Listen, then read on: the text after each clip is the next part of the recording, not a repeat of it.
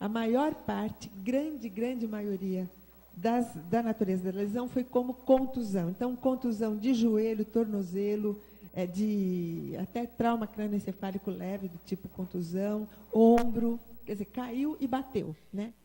Em segundo lugar, teve fratura. As fraturas, a maior parte das fraturas foram acidentes envolvendo veículos ou travessia de rua dentro da Unicamp. Teve ferimento quarto contuso, escoriação, acho que 2 ou 3 luxações, distensão e esse outros era absolutamente tudo, estava muito, muito variado, mas por natureza de lesão foi isso.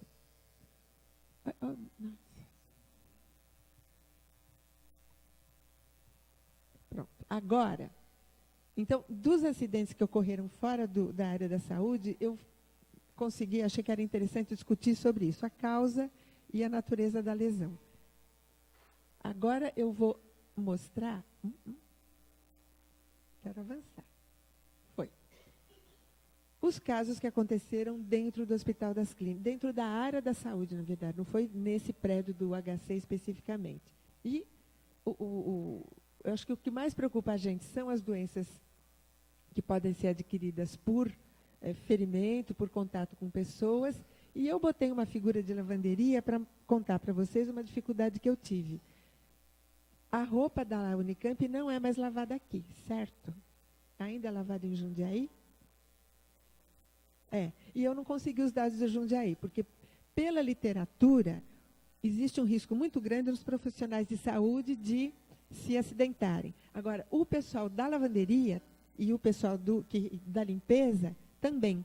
A gente deixa objetos pérfuro-cortantes nos campos e esse pessoal que vai trabalhar com isso acaba se acidentando. Eu queria muito ter visto isso lá em Jundiaí, mas eu até tentei, mas eu não consegui os dados. Então, nós vamos ver os da área da saúde propriamente dito. Então, são os acidentes típicos ocorridos na área da saúde da Unicamp entre maio de 2013 e abril de 2014, primeiro por local, né? A gente está vendo só agora aqueles 62 com risco biológico. Predomina o Hospital das Clínicas propriamente dito, ou seja, tudo que está dentro desse prédio, enfermaria, ambulatório, centro cirúrgico, e isso aqui é da urgência, emergência, aquela emergência referenciada. Eu não esperava isso, eu esperava que a maior parte dos casos estivesse nessa emergência referenciada. E não é o que apareceu por CAT, né? Vamos lembrar que nós estamos vendo o que foi notificado, não o que aconteceu de verdade. Depois eu peguei alguns do CAISM, enfermaria e centro cirúrgico. Isso aqui é centro obstétrico, não sei por que não saiu. A UTI, nas CATs, não estava escrito UTI de onde. Então, achei melhor colocar UTI separado, porque eu não conseguia entender se era UTI, de que lugar que era essa UTI. Central de materiais, laboratório, e teve um acidente com risco biológico no saguão da FCM, que pela descrição eu não consegui entender o que foi. Aquele jogador de futebol que morde as pessoas não deve ter estado aqui no saguão. Então, como é que essa pessoa teve um acidente com risco biológico, eu não sei. Na CAT está explicado, mas eu não entendi. O que mais? Os mesmos acidentes 62 por ocupação. Tudo isso aqui, técnico de enfermagem. A Unicamp tem privilegiado o contrato de técnicos de enfermagem e o número de auxiliares de enfermagem. Eu tenho a impressão que, à medida que vão se aposentando, não estão sendo repostos. Acho que isso tem acontecido. Mas a grande maioria, muita gente, técnico de enfermagem. Aqui, enfermeiros, médicos, esse aqui biólogos, e aqui foi outros. Outros teve até dirigente, tinha um que tinha um cargo de dirigente de serviço público, tinha um farmacêutico, não lembro bem, mas de fato não foram muitos casos. Esse, pulou um, eu acho, né?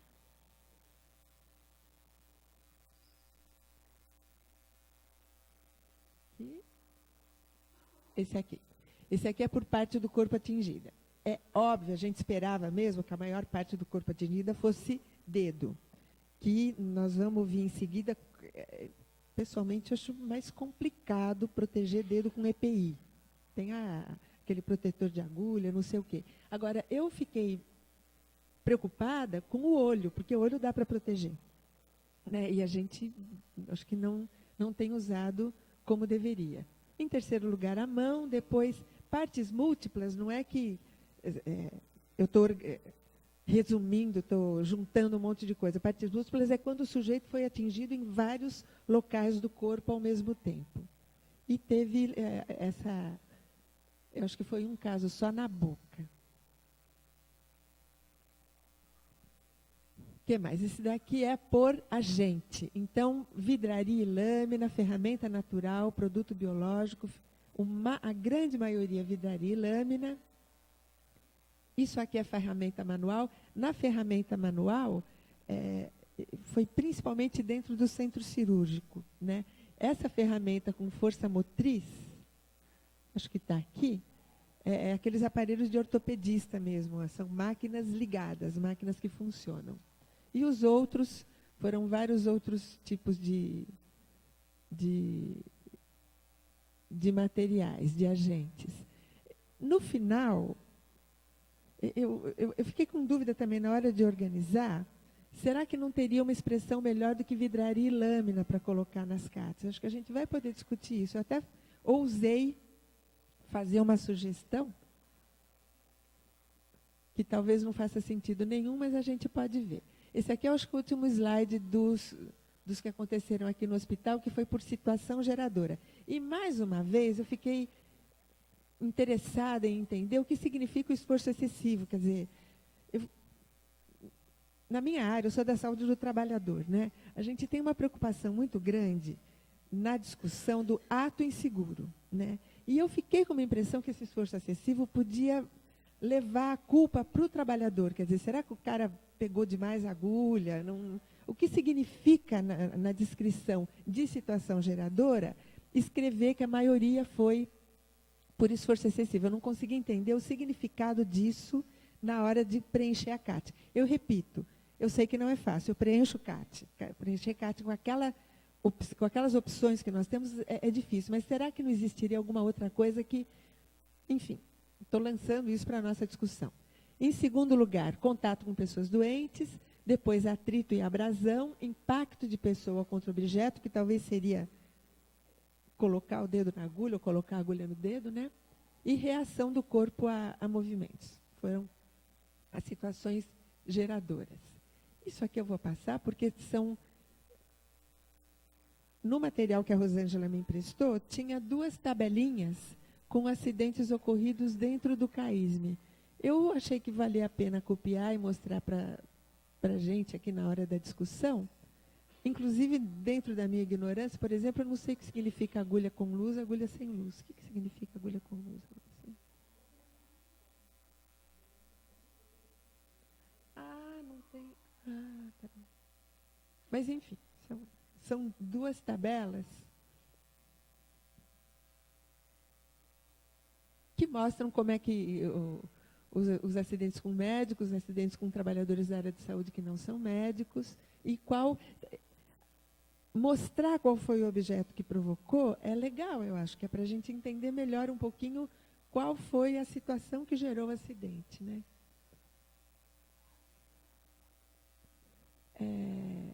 E antes de encerrar essa parte, eu achei que valia a pena destacar 2 CATs que apareceram dessa área da saúde, que envolveram contato com substância química. Uma delas, benzeno. O benzeno pode dar câncer. Aí vocês vão falar, bom, mas um contato com benzeno não dá câncer. Não sei.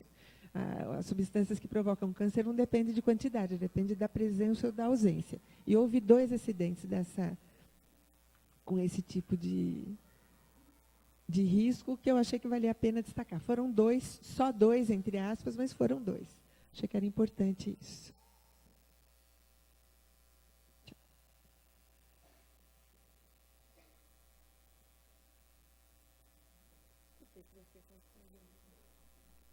E é melhor apontar para a parede? E aí é isso, gente. Eu tive a ousadia de fazer umas sugestões. Eu sei que eu estou tentando ensinar o Padre Nosso para o vigário, mas eu achei que teria, dentro da CID, teria alguns itens que explicam melhor para a gente o que aconteceu na hora da gente avaliar um grupo. Você pega um montinho de CAT, assim, para entender melhor o que foi que aconteceu. Porque, eu repito, pode ser ignorância minha, eu não entendo de risco biológico, mas a hora que eu quis entender qual foi o problema, estamos furando o dedo com agulha, estamos furando bisturi, é agulha de sutura, onde é que está o problema? É na hora de pegar a veia? Né? Eu não consegui entender a partir da descrição das CATs. Pode ser uma restrição minha, mas eu fiz essa sugestão. Nossa.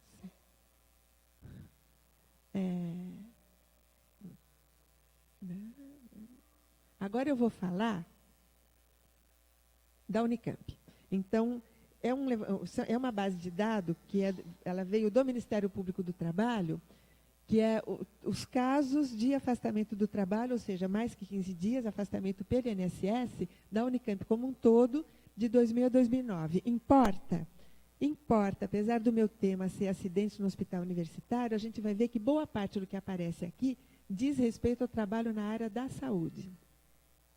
Primeiro, a gente fez um levantamento que não sei se dá para perceber. O roxinho é total, o que está, sei lá que cor é essa, azul, B91 são os afastamentos considerados doença ou acidente relacionados ao trabalho, né? São situações relacionadas ao trabalho. E B31 são doenças ou sequela de acidente que não tem a ver com o trabalho. Então, o que dá para ver nesse gráfico é que boa parte dos casos, o total e as doenças comuns são iguais, né? E daí eu vou destacar os 3 casos onde apareceu muita doença. F é CID de doenças mentais, transtornos mentais. M é CID de transtornos do sistema osteomuscular. As lombalgias, as dores no braço, dores no pescoço.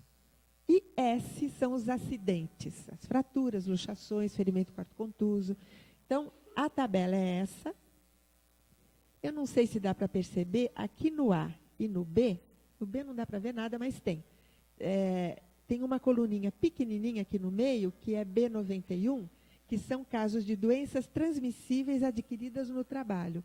Teve 2 casos de tuberculose e o terceiro eu não lembro o que era, mas apareceu aqui, como são, ou seja, isso aqui é o Hospital das Clínicas, provavelmente, né? E aí pronto, aí nós vamos ver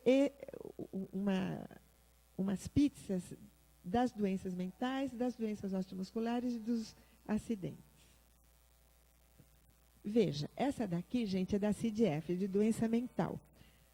Os transtornos mentais relacionados ao trabalho têm sido um problema no mundo inteiro, tem sido um problema com todas as categorias profissionais, e esse 1% é muito pouquinho, eu não lembro o número exato, mas veja, todo o resto dos casos de pessoas da Unicamp que precisaram ficar sem trabalhar mais que 15 dias e foram para o INSS, 1% adoeceu por causa do trabalho. Os outros todos adoeceram por causa da vida. A vida é dura? É.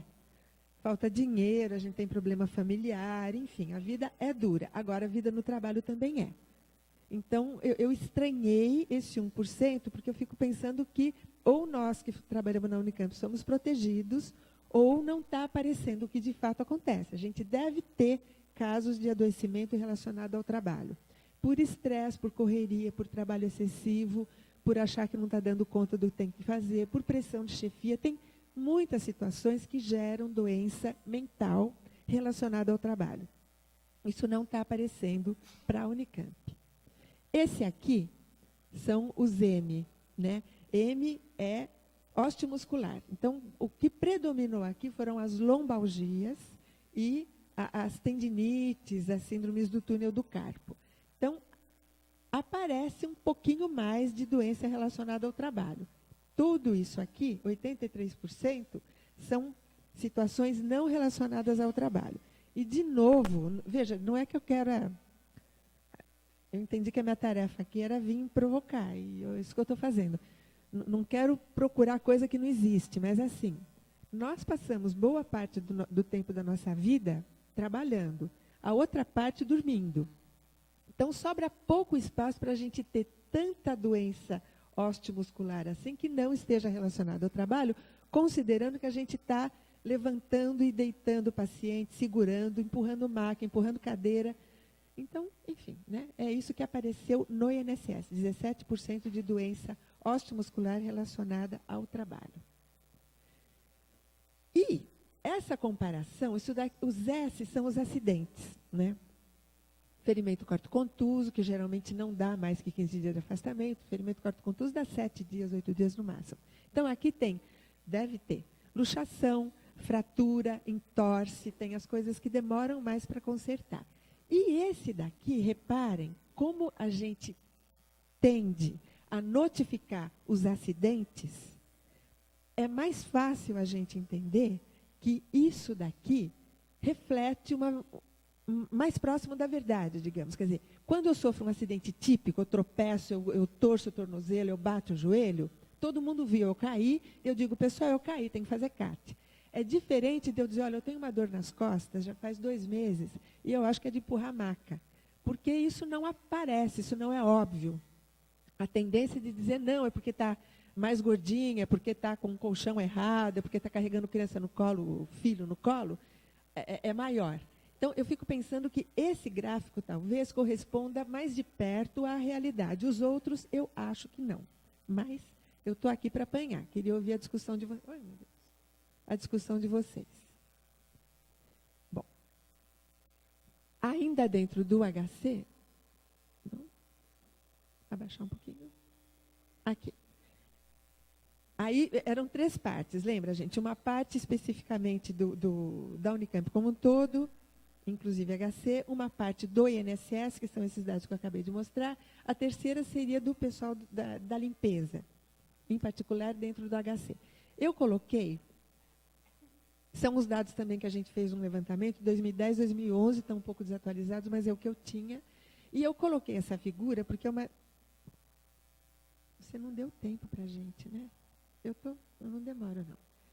Que é a discussão do trabalho previsto e do trabalho real. Quer dizer, a gente discutiu muito aqui com a Centro sobre isso. Por exemplo, a bendita da limpeza terminal. Aí a pessoa com quem a gente discutia falava, doutora, calma, limpeza terminal não é frequente. Limpeza terminal, fora das áreas de centro cirúrgico e algumas áreas específicas, ela é feita de vez em quando.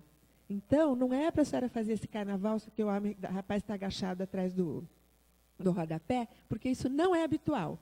A resposta que a gente dá é, isso não é habitual para a sala, mas quando os trabalhadores fazem limpeza terminal, eles fazem isso de maneira repetida.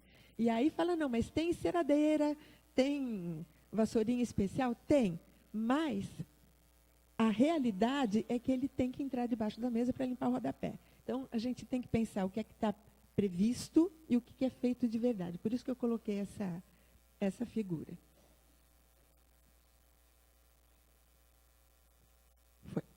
De novo, o mesmo gráfico que a gente acabou de ver, todas as doenças por CID, de A até Z, para ver o que aparece mais entre os trabalhadores da empresa que faz limpeza terceirizada aqui, que é a Centro. E a gente destaca, veja, CID-F, CID-M, aparece em todo lugar. Não está aparecendo na Unicamp em particular ou na Centro em particular. Se vocês pegarem todos os afastamentos do INSS, vai predominar doença mental e doença osteomuscular. Isso é tranquilo. A discussão que a gente faz é por quê? Por que isso predomina e qual é o papel do trabalho dentro desse perfil de adoecimento, né? E, relativamente, a CID-M é proporcionalmente maior para a limpadora do que para os trabalhadores da Unicamp como um todo. Eu sou bem ruim de online, de computador, eu não fui capaz de botar um gráfico perto do outro, mas acreditem em mim. Foi. E eu fiz a mesma coisa que a gente fez para os trabalhadores da Unicamp. Esse primeiro quadradinho são as doenças comuns, esse aqui que está embaixo são as doenças relacionadas ao trabalho. Comum trabalho e o total. Então, repara, gente, de novo o CDS. Quando acontece um acidente típico, tem que fazer CAT, não dá para dizer que não foi. Aí aparece uma diferença. Olha, isso daqui é do trabalho, isso daqui é fora do trabalho. Agora, quando não é uma coisa típica, isso não aparece. Eu me lembro de uma trabalhadora da empresa Centro que, por algum motivo de organização do trabalho, ela estava, sei lá, nas enfermarias ou no ambulatório. Ela estava em algum lugar do HC que ela considerava mais tranquilo. E daí, ela foi colocada, sem ser treinada, na retaguarda. E ela ficou desesperada, porque ela falou assim, doutora, eu nunca tinha visto ninguém morrer. E fica morrendo gente na minha frente, eu não quero ver. Ela sofria muito. Será que isso não vai gerar algum transtorno mental nessa pessoa? Eu não dormia de noite, ficava pensando nos casos, nas pessoas que ela viu durante o dia, porque ela foi posta para limpar uma área para a qual ela não estava treinada, ela não estava preparada para aquilo, né? Então, tem esse caso que eu não me esqueço, essa moça sofreu muito, né? Alguém tem que limpar a retaguarda, mas a pessoa tem que ser preparada para isso e talvez ver um perfil de pessoa que tolere mais ver sofrimento humano. Tem gente que não aguenta ver, né? Então, discutir isso com vocês. Será que, de fato, essa barrinha da doença relacionada ao trabalho da doença mental é tão pequenininha? Aqui o CID-M tem muita lombalgia, muita tendinite de membro superior, e esse período aqui, 2000 a 2009, foi quando o pessoal do Sereste estava discutindo demais com a Centro, aqui no Hospital das Clínicas, por causa de condição de trabalho. Então, boa parte dessas CATs e dessa relação com o trabalho foram feitas no Sereste de Campinas. Pronto. E eu pensei em juntar isso com a greve dos trabalhadores da Centro. Ano passado eu não sabia, eu fiquei, de certa forma, até satisfeita de saber. Porque o sindicato é um sindicato complicado, um sindicato que não dá o apoio que a gente achava que deveria dar para os trabalhadores. E parece que, por algum motivo que eu também não consegui entender qual é, eles resolveram se organizar e, sei lá, se rebelar. E isso é bom. A gente está aqui para pedir e conseguir melhor condição de trabalho, né? Eu peguei essa figura e coloquei junto, que é uma informação pública. Isso daqui. Quer dizer, teve uma greve em julho e... Onde é que está isso? Em novembro, foi feita outra licitação do governo do Estado para contratar serviço de limpeza. A gente tem essa crítica no Sereste desde a época que a gente trabalhava com os trabalhadores da empresa Centro. Essa licitação é feita tendo em vista área a ser limpa, tipo de limpeza que tem que ser feito. Ponto. Não se fala em número de trabalhador. A empresa que disser, claro que não, estou forçando a barra, mas assim, se tiver uma empresa maluca que diga eu limpo tudo com um trabalhador, ganhou a licitação. O catatal da licitação é muito cuidadoso em dizer qual é a técnica da limpeza, qual é o material que tem que ser usado na limpeza. Isso em detalhe, é grande, é bem cuidadoso em determinar isso. E tem um quadro que eu acho que eu coloquei aqui. Então, área crítica, semicrítica, qual é a quantidade em metros quadrados, como é que essa limpeza tem que ser executada, se tem vidro, se não tem vidro, qual é a área total, como é que tem que ser feito, que tipo de equipamento tem que ser usado. Isso aqui está muito bem detalhado, cuidadosamente detalhado, no documento que é lançado para o pregão. Como é que é feita a limpeza terminal? E daí o pensamento que nós tínhamos e que eu continuo tendo é o seguinte. A empresa está concorrendo. O pregão é um leilão ao contrário. Vai ganhar quem oferecer essa qualidade de serviço por um preço menor. Essa é a lógica.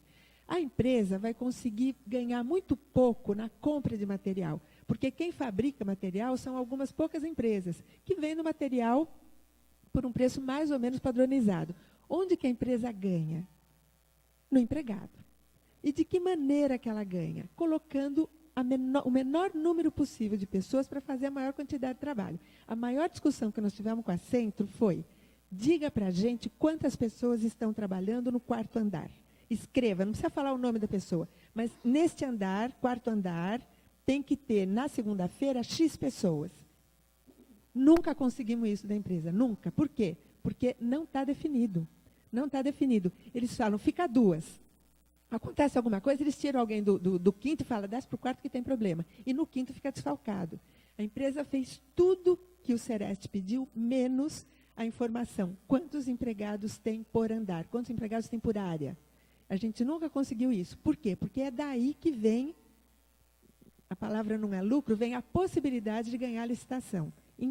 Alocar o menor número de pessoas possível.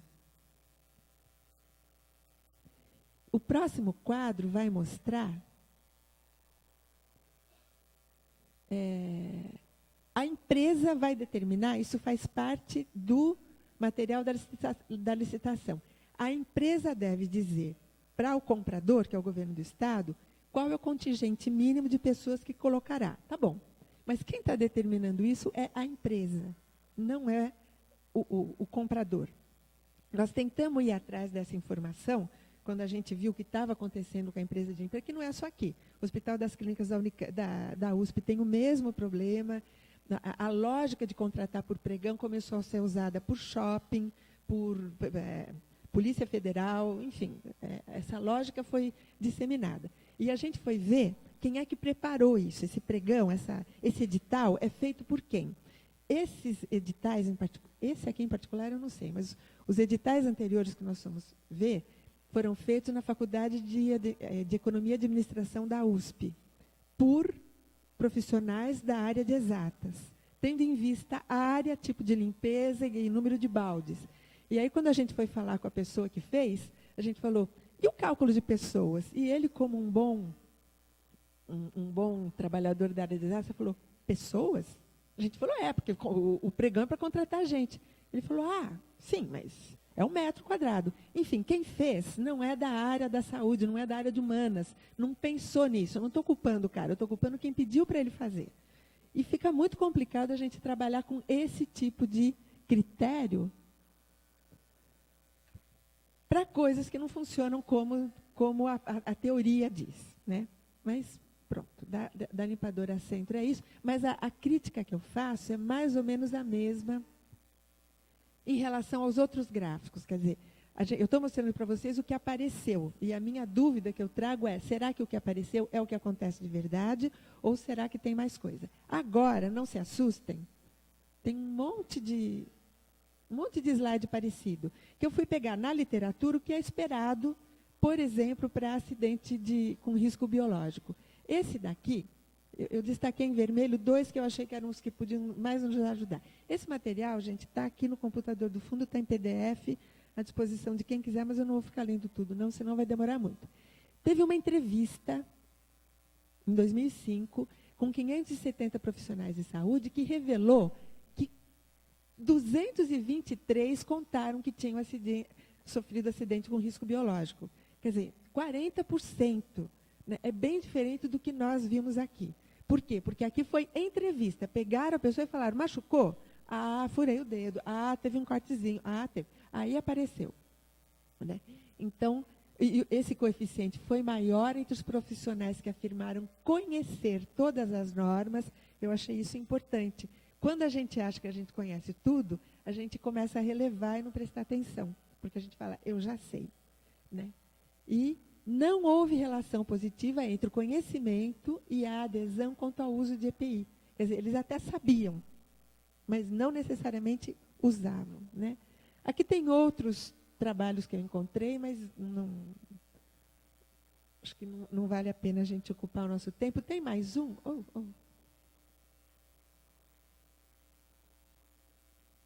Tem um que é um depoimento.